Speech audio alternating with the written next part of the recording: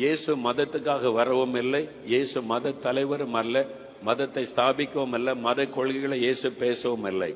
அவர் உலகத்தின் ரட்சகர். எல்லாருக்கும் அவர்தான் ரட்சகர். அல்லேலூயா.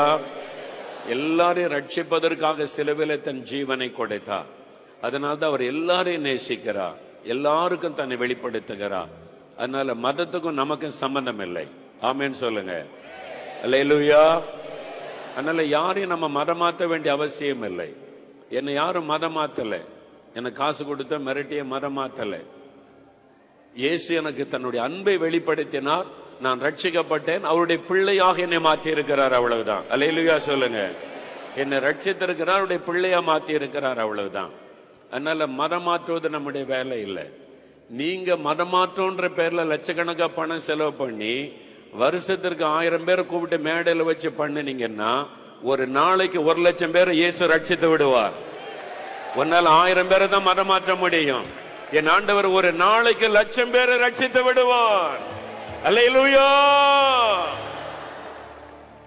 இங்க வந்ததில்ல, நம்ம யாருமே மதம் மாறல.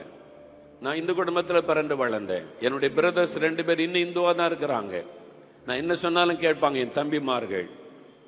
நான் என்ன சொன்னாலும் கீழ்ப்படிவாங்க. நான் மதம் மாத்தணும்னா முதல்ல அவங்கள தானே மாத்திருக்கணும். நான் அவங்கள மாத்தல. மதம் மாத்துறது நம்முடைய வேலை இல்லை. இயேசு ரட்சிக்கிறான் செய்தியை சொல்லுகிறோம். ரட்சிக்கப்படணும், அவ்வளவுதான். நான் கிறிஸ்தவ குடும்பத்துல பிறக்கல, கிறிஸ்தவ குடும்பத்துக்கு எனக்கு சம்பந்தம் இல்லை. ஆனா நான் ரட்சிக்கப்பட்டிருக்க, இயேசு என்னை சந்தித்து ரட்சித்திருக்கிறார். அப்படி சொல்றவங்க கை வைத்துங்க, நல்லா வைத்துங்க. பாருங்க, 90% நீங்க யாரும் மதம் மாறல, இயேசு ரட்சித்திருக்கிறார். அல்லேலூயா சொல்லுங்க. அல்லேலூயா சொல்லுங்க. அல்லேலூயா. முதல் தலைமுறை இது ரட்சிப்பு. சிலர் இதை புரியாம மதமாற்றம் என்று சொல்லி தவறான காரியத்தை பிரச்சாரம் பண்ணி கொண்டிருக்கிறார்கள். ஆனா நாம் மதம் மாற்றுவதல்ல, சுவிசேஷத்தை அறிவிக்கிறோம்.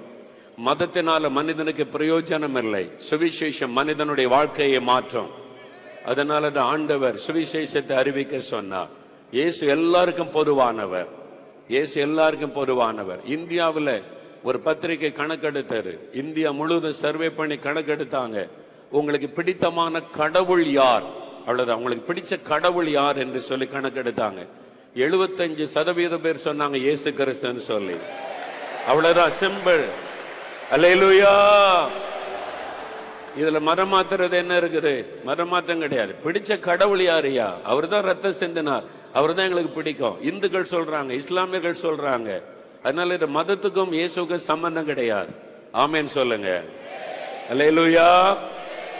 அதனால மதம் மாத்துறாங்கன்னு நம்ம பயப்பட வேண்டிய அவசியமே கிடையாது. இயேசு மனதை மாற்றி கொண்டிருக்கிறார், ரட்சித்து கொண்டிருக்கிறார். அல்லேலூயா. ஆனால் இந்த 2015 இந்தியா முழுவதும் ஒரு பெரிய எழுப்புதல் உண்டாக போகிறது. தேவன் தன் வல்லமை விளங்க பண்ண போகிறார். அல்லேலூயா. அல்லேலூயா. அல்லேலூயா.